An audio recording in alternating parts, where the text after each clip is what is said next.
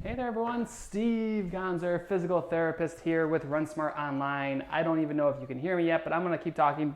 I wanna talk to you guys about injuries. I just actually got done running myself on this beautiful day here in Buffalo, New York, and I wanna talk to you guys about strength training. I had a patient come into the clinic this week who was constantly getting hurt, and they went into this cycle, which I'll cover in another live about. They get hurt, they rest a little bit, and then they try to catch back up to training, and they end up getting hurt again. And then they take a little bit of time off, and they're like, oh, crap, I have to get ready for this race. They start running again and then they get hurt. So they try to do this quick ramp. You do have some control over when you get hurt, but here's the truth of it. If you're running, you will get hurt.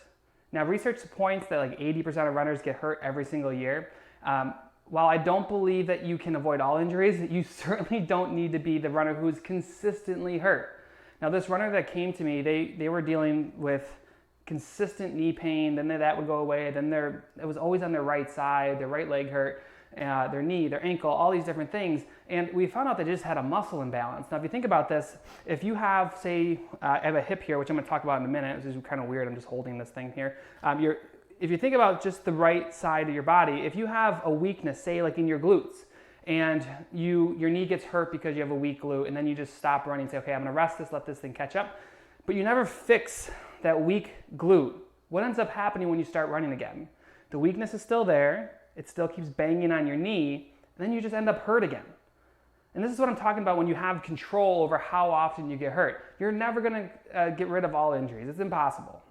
Some people will tell you, oh, you keep getting hurt because X, Y, and Z, but here's the truth of it. If you're not strength training, and I'm not talking about going to the gym 5 days a week and working on your glutes and all these core strength things. You don't need to go 5 days a week. If you're a runner like me, you'd rather just be running, right? But as little as like 30 minutes a week can get you stronger. Now here's the problem, is that this runner decided before they saw me that they were gonna work on their strength. They're gonna work on their glute strength. They actually watched one of my videos that talked about the importance, this is the backside of the right hip, about working on your glute strength. So they were working on their glutes.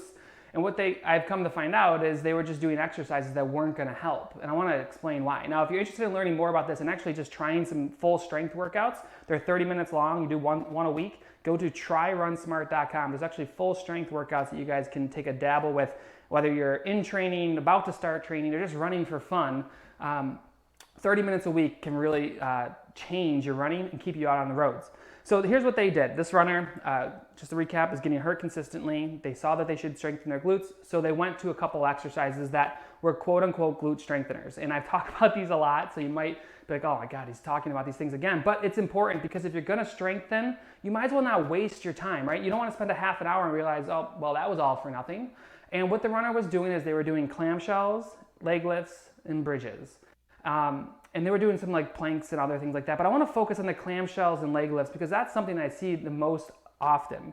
So let's just go to the bare bones. If you're going to strength train for anything in life, you would ideally like your strength training to match what your activity is. So if you're going to be a lineman in football, you wouldn't strength train like a quarterback or a soccer player. You're going to strength train to be top heavy, to have strong legs, to do a lot of pushing activity, and you're not going to strength train or train your cardio like a soccer player. Same thing for running. If you're going to strength train your muscles, you might as well strength train them like a runner should, and I'm going to talk to you about that here in a second.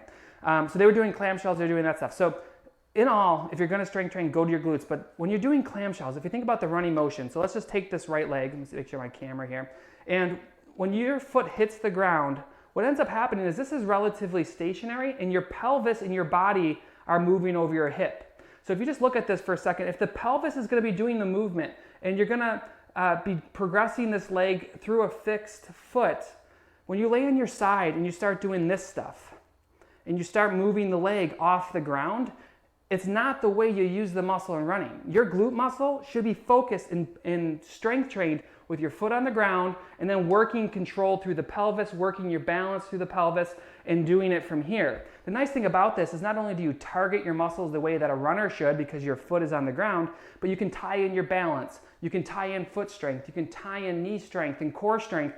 So you don't have to do planks, ankle strength, knee strength, hip strength. You can actually get them all in one exercise. But the key thing is when you do leg lifts, you're moving your femur on your pelvis. When you're running, you're moving, for the most part, your pelvis on your femur.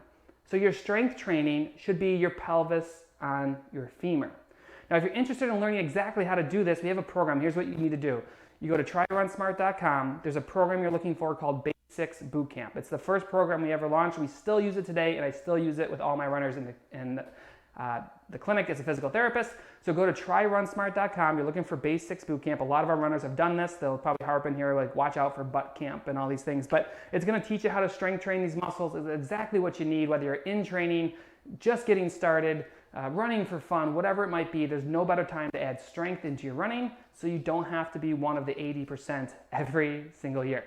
All right, guys, don't do clamshells, don't do leg lifts, get yourself standing. That's how you're going to be a better runner. I hope this helps, and I'll talk to you guys soon.